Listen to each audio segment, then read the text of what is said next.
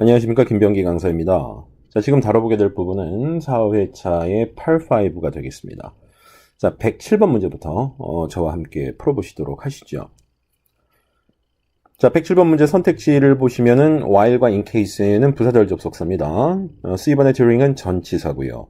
D번의 that은 뭐 지시 형용사로도 쓰일 수도 있고 지시 대명사로도 쓰일 수도 있고 접속사로도 쓰일 수가 있습니다. 자, 그런데 지금 뭐 선택지 구성상 파악했을 때는 일단 접속사로 바라보는 것이 무난하지 않을까, 이렇게 지금 생각을 하고 있어요.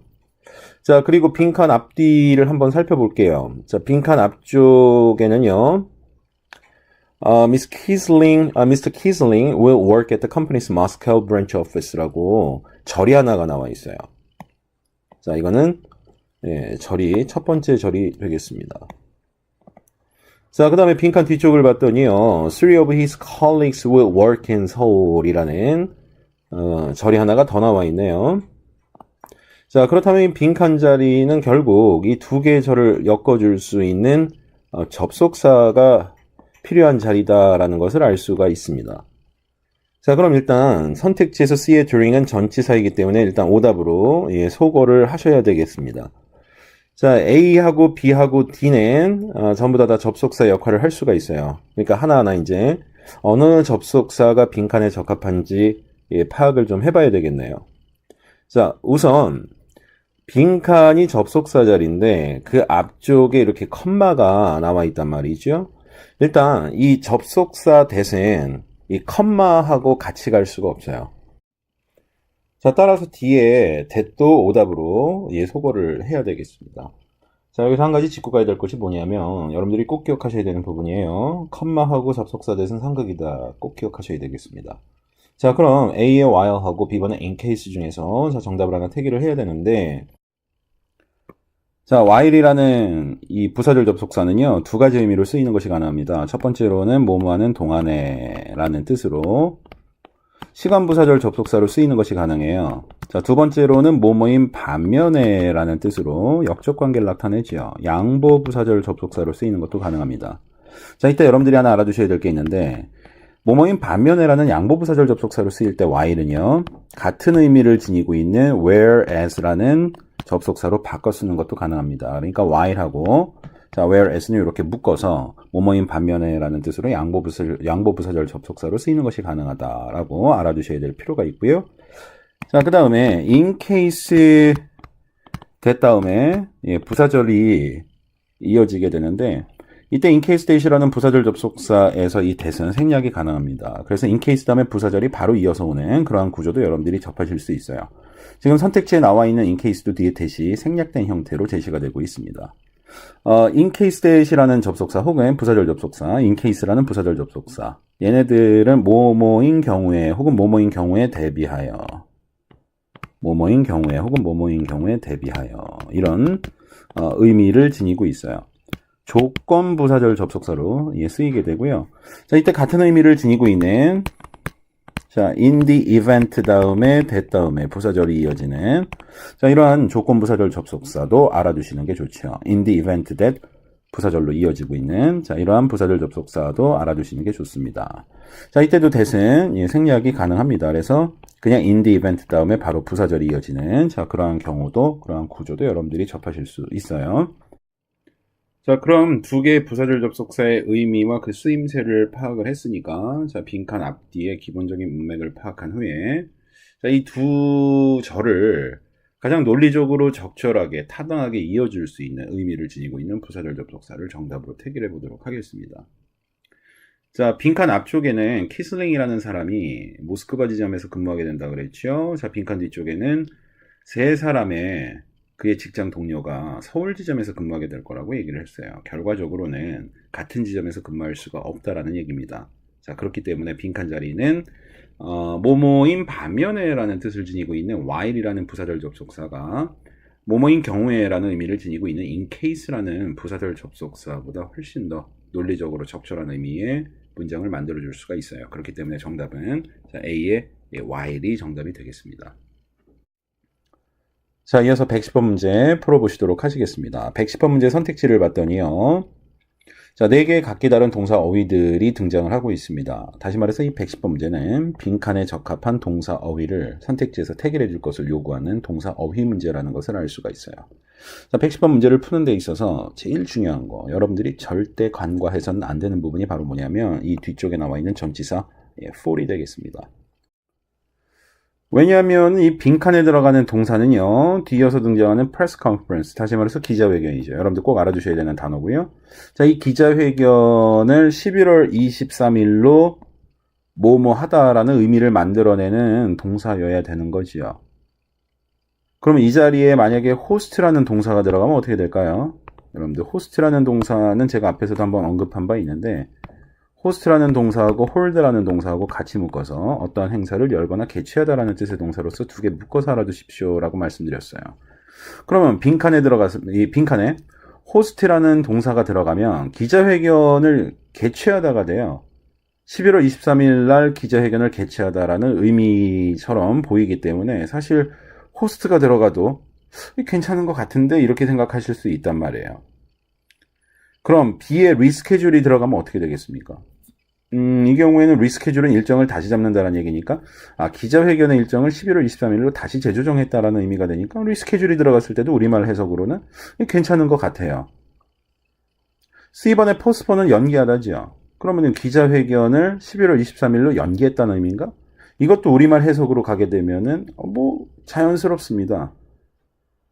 그러니까 110번 문제는 뭐냐면 겉으로 보이는 게 다가 아니라는 거죠.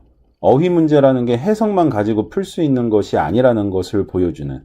그러니까 어휘 문제라는 게 순전히 문장 해석을 통해서 적절한 의미를 만들어줄 수 있는 어휘를 택일하면 되겠구나라는 방식으로만 접근해서는 우리 정기토익에서 출제되고 있는 모든 어휘 문제를 다룰 수가 없겠구나라는 것을 다시 한번 명확하게 알려주는 그러한 유형의 문제가 되는 겁니다. 모양은 생김새는 어휘 문제지만 이게 해석만 해선 혹은 주어지는 그 어휘들의 뜻만 알아서는 풀 수가 없는 유형의 무늬만 어휘 문제인 거예요. 야, 이런 게 이제 밑장빼기죠. 밑장빼기. 눈 뜨고 당하는 거예요. 겉으로 보면 아무것도 아닌데 이미 밑장은 빠져 있는 거고.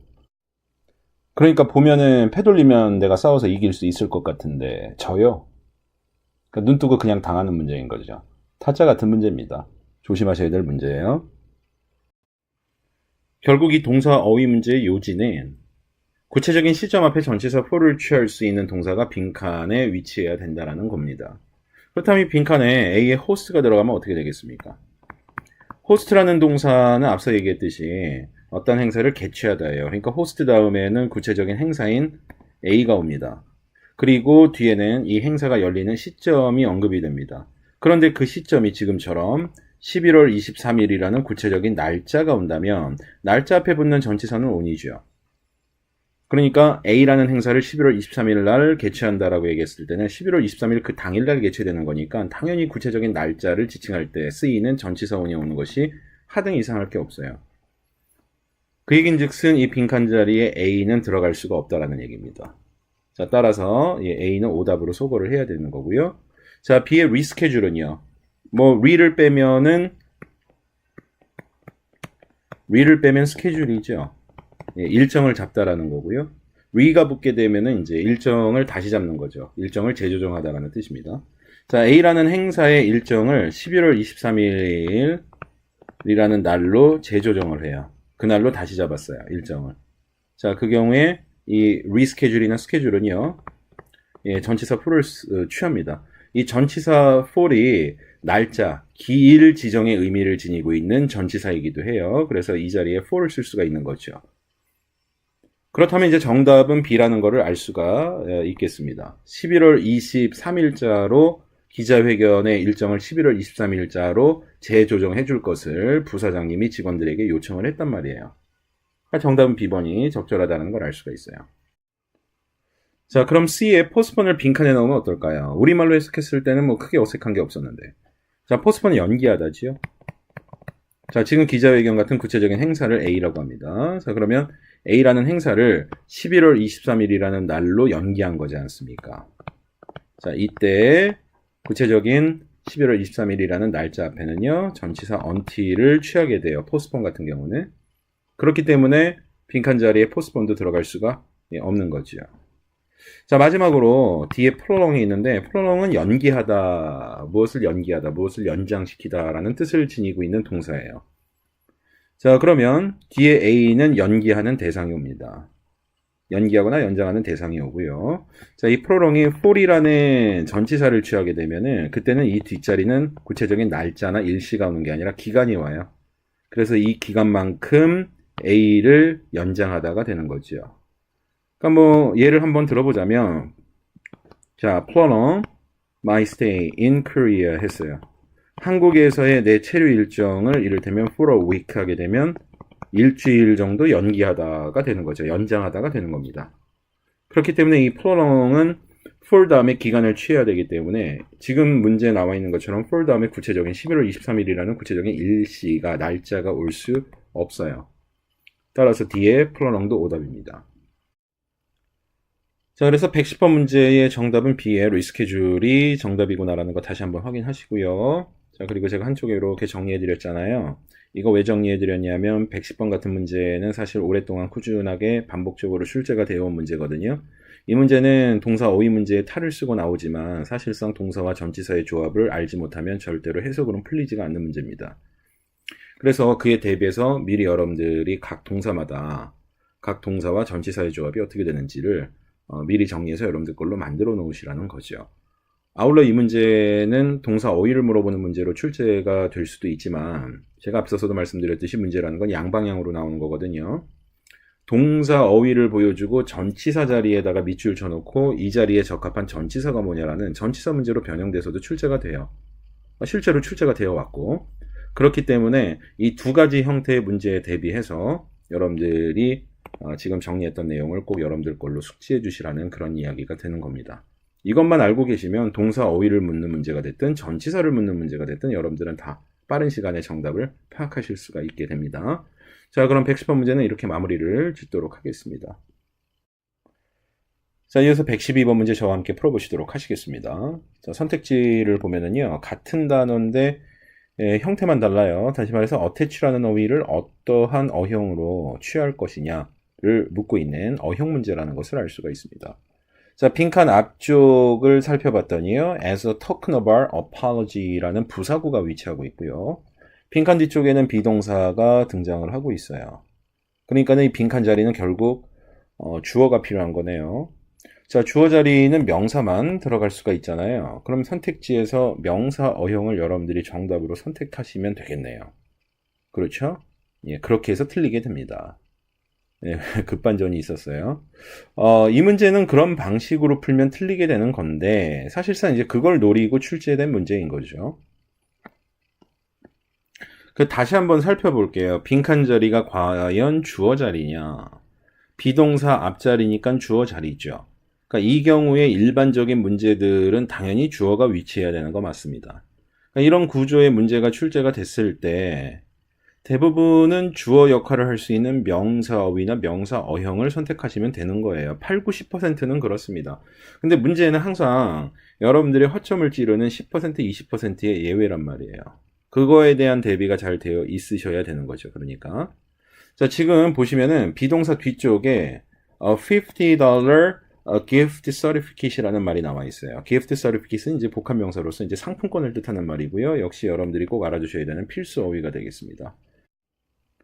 자, 그렇다면 빈칸 앞쪽에 나와 있는 as a token of our apology라는 부사구 내용은 어떤 내용입니까? 여기 나와 있는 token이라는 명사 어휘는요, 표시를 뜻하는 말이에요. 표시.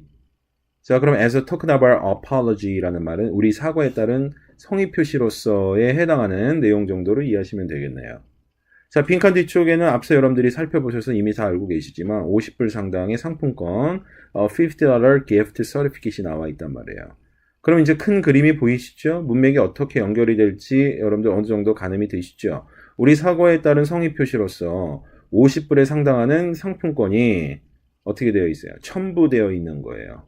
물론 그 상품권은 we hope, 우리가 바라죠? You will accept, 당신이 받아주기를 우리가 희망하는 50불짜리 상품권이 첨부되어 있습니다. 그 상품권이 뭐라고요? 우리 사과에 따른 성의 표시라는 거죠.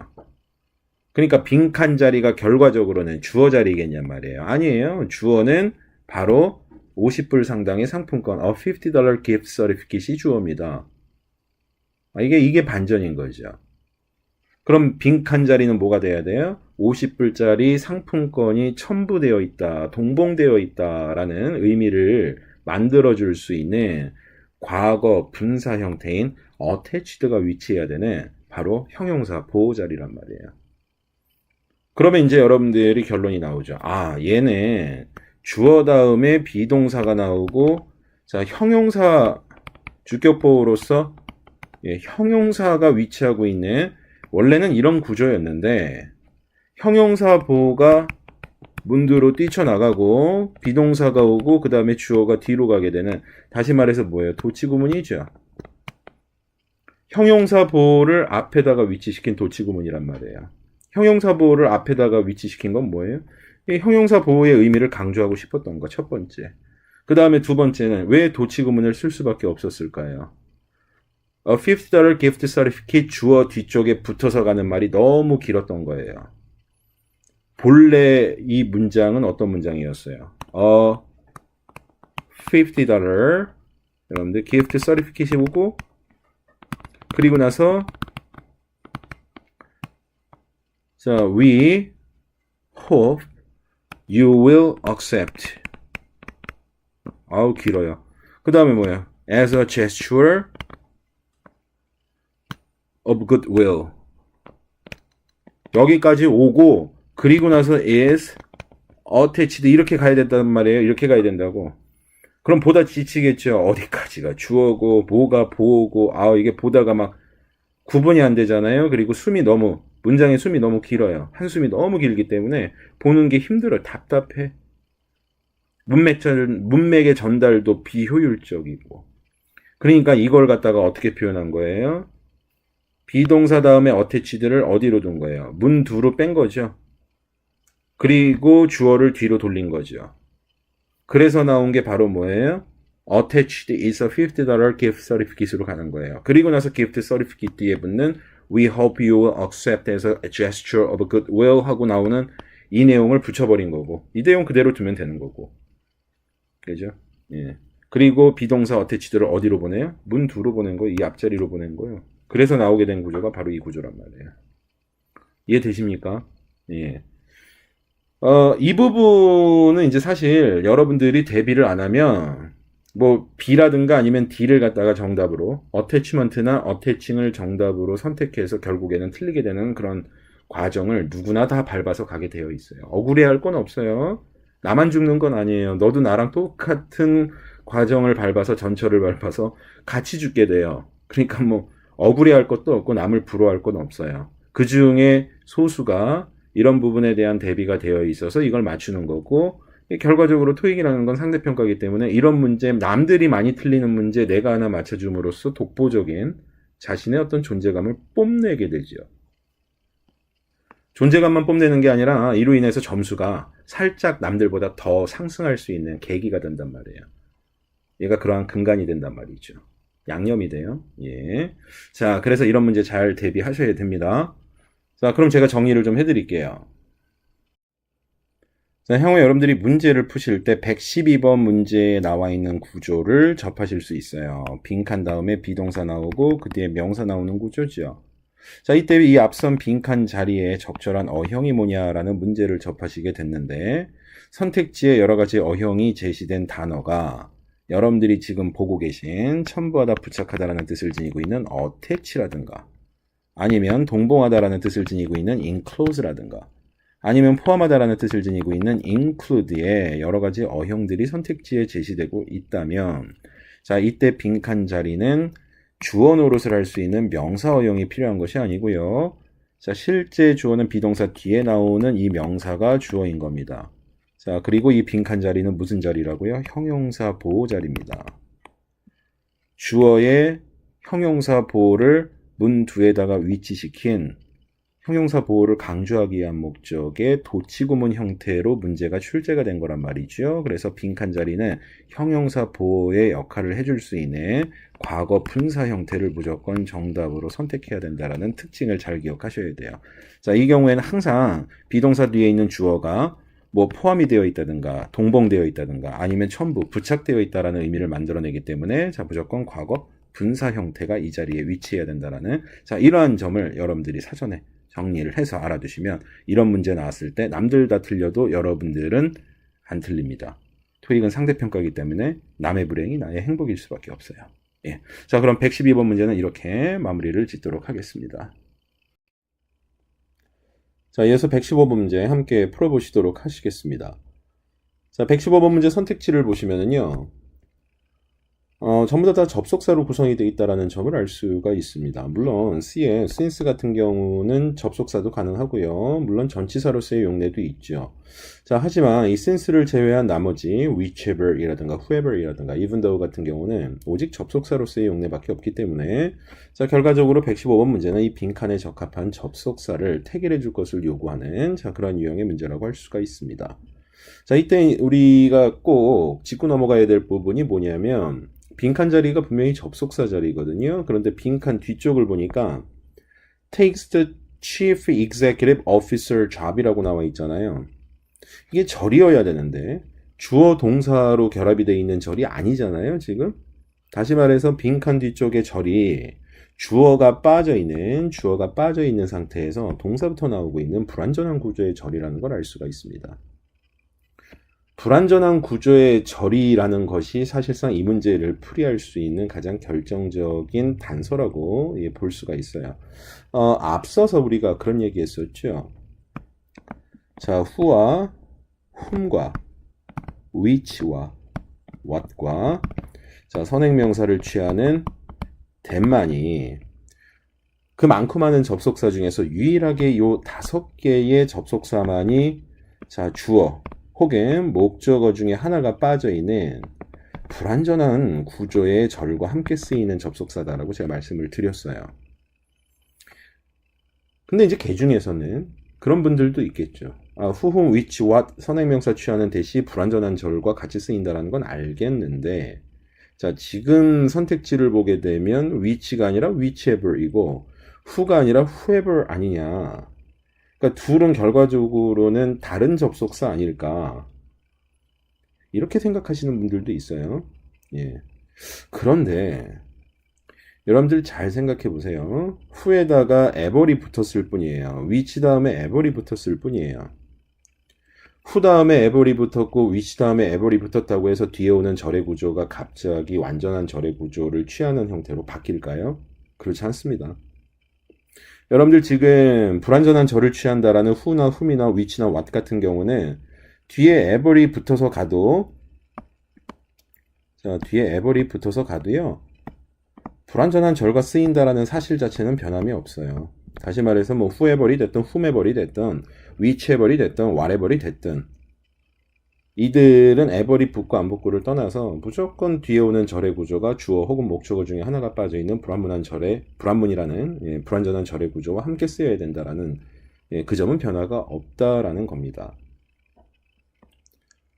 자, 단지 ever이 붙게 되면은요, ever이라는 말은 여기서는 사실상 any의 개념으로 쓰인 거거든요. any의 개념으로 쓰인 거예요. 그러니까 any의 개념으로 쓰였다라는 얘기는 무슨 얘기냐면 구체적인 어떤 범위의 제약을 두지 않는 거죠. 구체적인 범위의 제약을 두지 않는 겁니다. 이게 무슨 얘기냐면 여러분들 who라고 하면 구체적으로 어떤 사람을 지칭하는 거는 알 거예요. who라고 한다면은 어떤 사람을 지칭하는 거죠. 그런데 who만 봐서는 사람을 지칭한다라는 건 알겠는데 who만 봐서는 그 사람이 누구인지 모르죠. 그렇죠? 그러니까 우리가 who가 구체적으로 누구를 지칭하는지 알기 위해서는 그 앞에는 당연히 선행명사가 와야 돼요. 그래야 who가 누구를 지칭하는지 알 수가 있죠. 이를테면 who 앞에 제임스가 왔어요.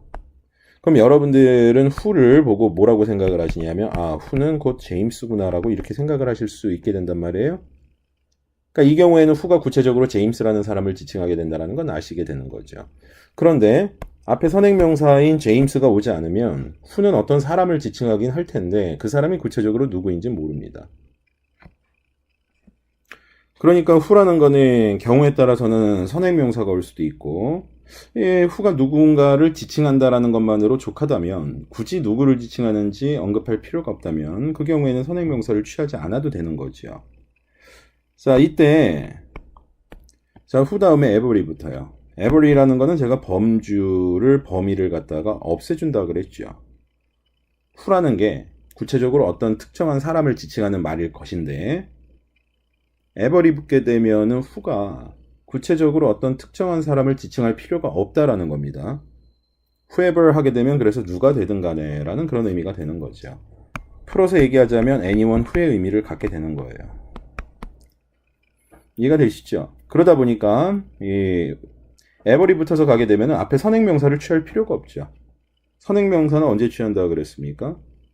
구체적으로 누구를 지칭하는지, 무엇을 지칭하는지를 알기 위해서 선행명사가 필요한 건데 every 붙으면은 그러면 범위의 제약이 불필요하단 말이에요. 그러니까 every 붙어서 가게 되면 당연히 선행명사를 취할 필요가 없는 거죠. whoever 앞에도 선행명사가 필요가 없죠.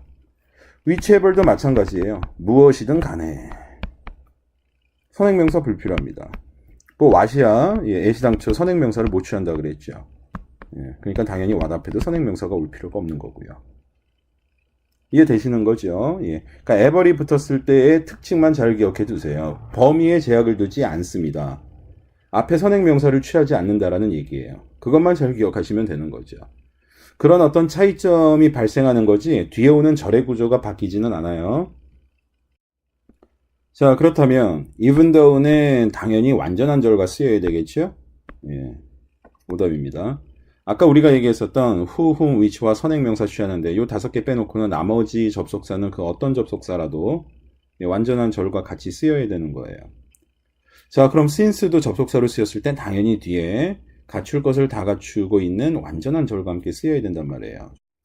자, 따라서 C의 since도 오답으로 소거를 해야 되겠습니다. 자, 그럼 whichever과 whoever 이렇게 2개의 접속사가 남는데요. 앞서서 정리해서 여러분들도 이제는 굉장히 잘 알고 계시겠지만 whichever과 whoever 이 둘은 불완전한 절과 함께 쓰이는 접속사예요. 자, 그렇기 때문에 이제는 문맥을 파악한 후에 이 빈칸에 문맥과 잘 어울리는 적합한 의미를 지니고 있는 접속사를 정답으로 선택을 해야 됩니다. 자, 빈칸 뒤쪽에 takes the chief executive officer job이라는 말이 나오는데 최고 경영자직을 맡는다라는 얘기잖아요. 최고 경영자직이라는 직함은 사람이 맡는 거지 사물이 맡을 수는 없습니다. 그렇기 때문에 A의 whichever도 오답으로 소거를 하셔야 돼요. 자, 따라서 정답은 B의 whoever이 되겠습니다. 자, 이어서 121번 문제 저와 함께 풀어보시도록 하시겠습니다. 121번 문제 선택지 보시면은요, 이거 어형 문제구나라는 거 뭐 어렵지 않게 파악하실 수가 있어요. 다시 말해서 빈칸에 적합한 어형을 정답으로 태길해 줄 것을 요청하는 그러한 문제라고 볼 수가 있습니다. 자, 이 빈칸의 앞자리에는요, was라는 비동사가 위치를 하고 있고요. 비동사 뒤쪽에는 higher이라는 비교급 형태가 나와 있는데, 일단은 비동사 뒷자리에서 비교급 형태를 지니고 있다는 얘기는 뭘 의미하는 겁니까? 비교급이라는 것은 형용사와 부사가 취할 수 있는 형태인 것인데 일단 기본적으로 비동사 뒤에 주격 보호 역할을 해줄 수 있는 건 부사가 아니라 형용사란 말이에요. 자, 따라서 지금 여러분들이 보고 계신 higher이라는 이 비교급은 결과적으로는 형용사로서의 high의 비교급이라고 보시면 되죠. 제가 이렇게 말씀드리는 이유는 자, 일단 이어서 121번 문제 저와 함께 다뤄보시도록 하시겠습니다. 자, 121번 문제 선택지를 보시면은요, 어형 문제라는 거 큰 어려움 없이 파악할 수가 있습니다. 다시 말해서 빈칸에 적절한 어형을 태길해달라는 그러한 유형의 문제가 되겠는데요.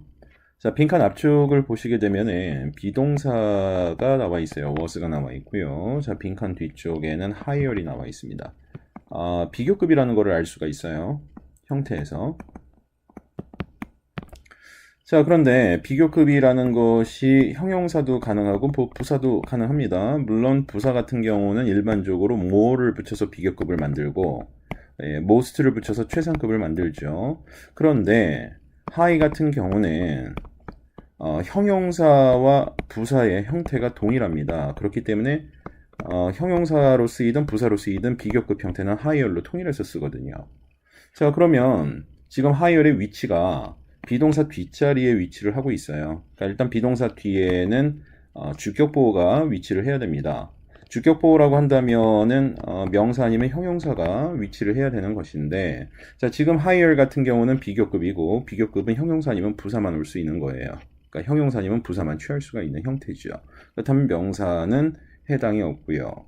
비동사 뒤에서 주격보호 역할을 형용사가 해야지 또 부사가 할 수는 없지 않습니까? 그렇기 때문에 이 결과적으로 이 higher이라는 거는 이 주격보호 역할을 하는 형용사로서의 high의 비교급 형태다라는 것을 알 수가 있습니다. 형용사의 비교급 형태라는 걸 알 수가 있다는 거죠. 자, 그렇다면 이 앞자리에 형용사인 higher를 수식할 수 있는 바로 부사가 위치해야 되는 자리겠구나라는 것을 파악하실 수가 있죠. 자, 그러면 선택지에서 부사 어형은 뭐밖에 없어요. 뒤에 보시면은 significantly 해서 ly로 끝나는 어형이 하나가 있어요. 뭐 사실상 정기 토익에서 부사 어형 물어보는 문제인 경우에는 뭐 100% ly로 끝나는 형태를 정답으로 선택하시면 되죠. 자, 그래서 정답은 D에 significantly가 정답이다라는 말씀을 드릴 수가 있습니다. 자, 여기 이제 덧붙여서 제가 하나 더 말씀을 드리고 싶은 것은 지금은 단순한 어형 문제로 나왔기 때문에 형용사의 비교급 형태 앞에 형용사를 수식해 줄 수 있는 부사가 위치하면 되는 거니까 지금 같은 경우 사실 어형 문제라서 상대적으로 손쉽게 맞출 수가 있어요. 그런데 이 significantly가요, 비교급 형태의 형용사를 수식할 수 있는 부사 어휘 문제로도 출제가 가능합니다. 지금은 어형 문제라서 상대적으로 손쉽게 풀었다고 제가 말씀드렸죠.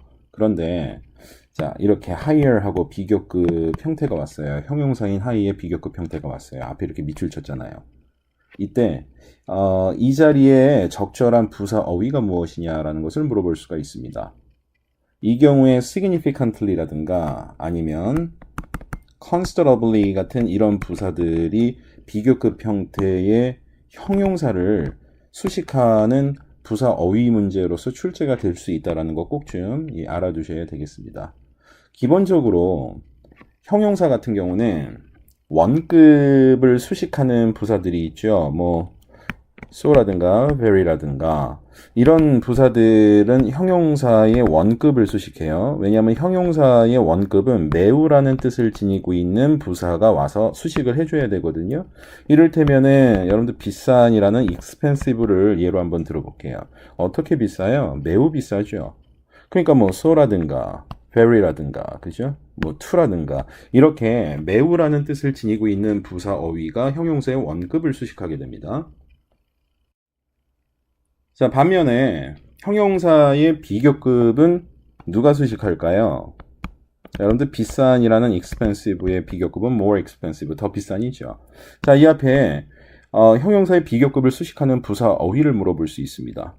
그런데 형용사의 비교급은 매우라는 뜻을 지니고 있는 부사가 수식할까요? 아니에요. 형용사의 비교급은 훨씬이라는 의미를 지니고 있는, 훨씬이라는 의미를 지니고 있거나 훨씬이라는 의미로 쓰일 수 있는 그러한 부사들이 이 형용사의 비교급을 수식을 하게 됩니다. 그래서 형용사의 비교급은 뭐 방금 우리가 얘기했었던 so라든가 뭐 very라든가 to와 같은 이런 부사들이 형용사의 비교급을 수식할 수가 없어요. 얘네들은 형용사나 부사의 원급만 수식할 수가 있습니다. 자, 그렇다면은 훨씬이라는 의미로서 형용사의 비교급을 수식할 수 있는 부사 어휘는 뭐가 있을까요? 일단 5개가 있죠. 기본적으로 여러분들이 알아두셔야 될 게 a lot이 있고요. much가 있습니다. 그 다음에 even이 있고요. far이 있어요. 물론 이제 by far로 표현할 수도 있고요. 그 다음에 이제 마지막으로 still이 있습니다. 이렇게 일단 기본적으로 5개는 알아두셔야 돼요.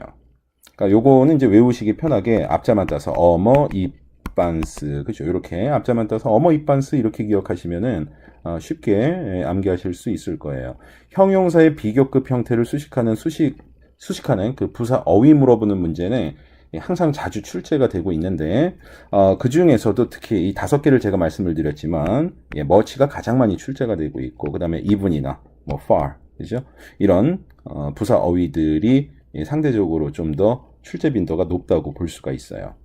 그런데 이게 일반적으로 시험 문제가 출제될 때는 얘네들 중심으로 출제가 되는데 형용사의 비교급을 수식하는 부사 어휘로서 한 단계 레벨업 시켜서 난도를 한 단계 정도 높여서 출제를 할 때는요. 항상 지금 여러분들이 보셨던 significantly나 considerably 같은 부사 어휘가 등장한다라는 것 예, 요 점 꼭 좀 기억을 좀 하셔야 되겠습니다. 그래서 5개 기본 형용사 비기호급의 형태를 수식해주는 부사의 기본적인 5개 어휘. 그 다음에 난도가 한 단계 높아졌을 때 나올 수 있는 significantly나 considerably 같은 자 이런 부사 어휘 이렇게 이제 묶어서 정리를 해두시면 되겠습니다.